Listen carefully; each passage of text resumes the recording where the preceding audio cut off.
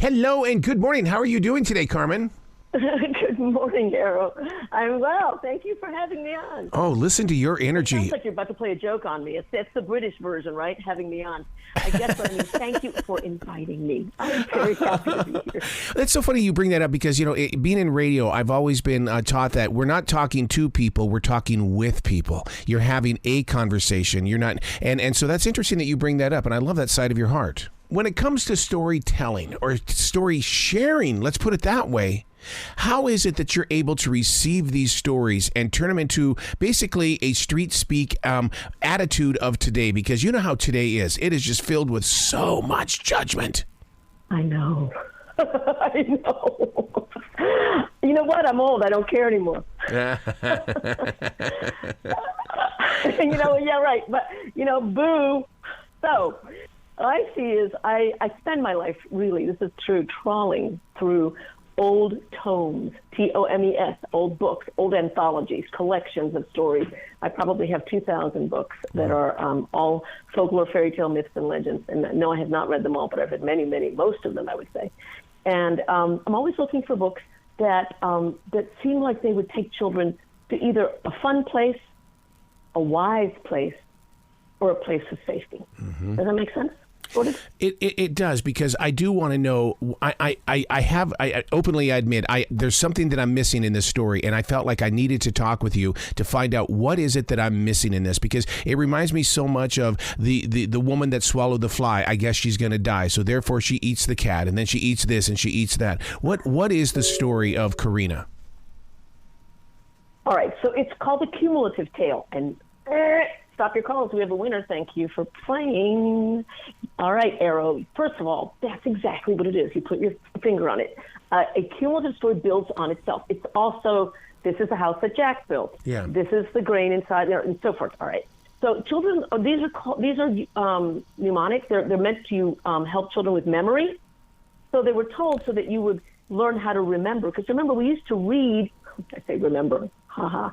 We used to learn by rote, by memory. You had to memorize everything. When I was a kid, 5,000 years ago, when the Stones were soft, mind you. But so throughout history, human beings have used memory. So those kinds of stories. Now, this particular question, but what does it mean? So this story is found in India, in Denmark, in so many places throughout the world. My father is Cuban. I'm Cuban. He told me a version of it when I was a child. Each country takes the folk tale or fairy tale that comes to them, and they adapt it to their culture. Oh, wow. Does that make sense? So there's a Chinese Cinderella. There's an Egyptian Cinderella. It's called Rhodopis and the Gilded Sandal. There is a Native American Cinderella. I think it's called Ashface. So each culture takes the story and puts on the clothes of that culture.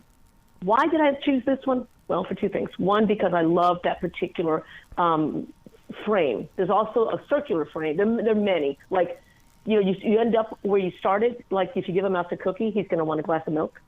And then you end up again by giving him, at the end, giving him a cookie, and then you start all over again.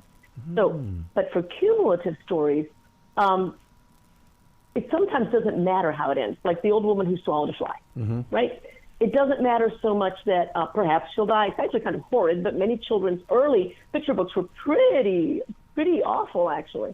But they were hard times. If you had to kill a chicken, a 6-year-old may be sent out to the yard to do it. So those were harder times. We've softened many of these stories.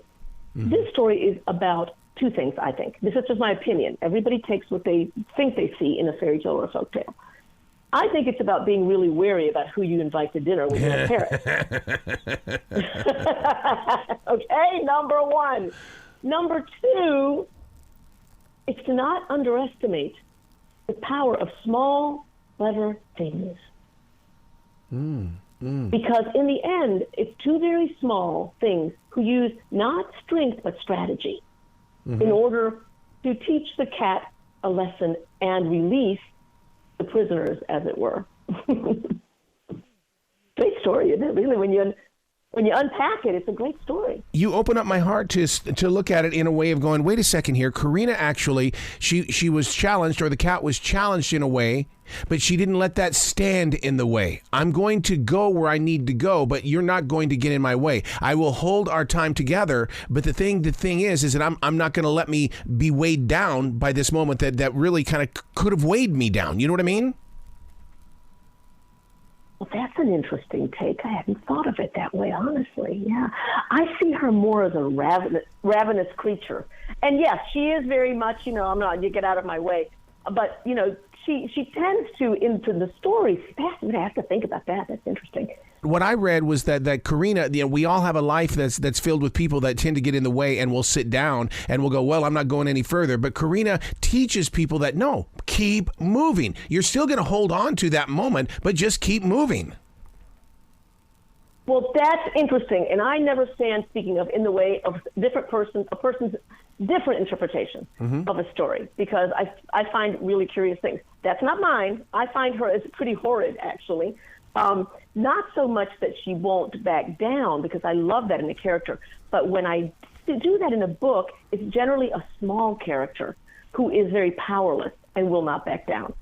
She is big, she's pushy, she's ravenous, and it doesn't matter that she's he, she, they, it doesn't matter. She's a character, and her character will simply have what she will have, end of. No matter, like you said, no matter who stands in her way. That's not my favorite kind of character. But then you have all these people who are basically imprisoned, right? Because she didn't just get her way. Other people were sacrificed in order for her to get her way. And that's something for children to think about. Yeah, you got what you wanted, but who paid? Oh, my God. Now, there's a lesson right there. Right there. And that's for these little crabs. Yeah, that's a heart opener. Well, you're darling.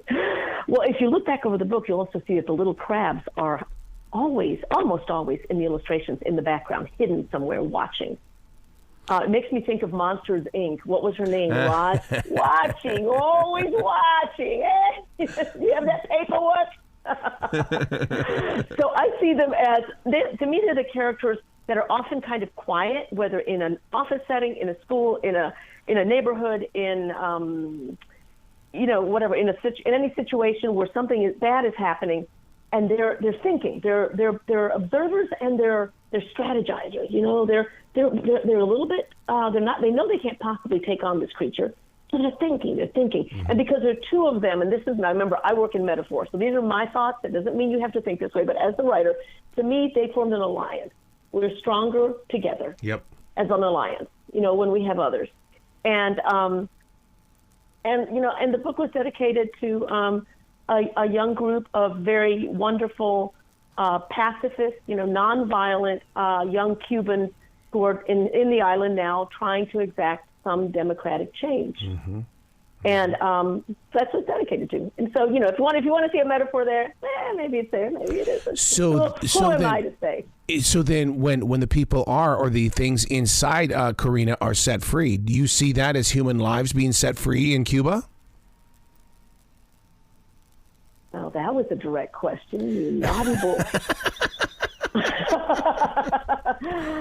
Well, how shall I say this? A girl can dream. Oh, God, I love you so much.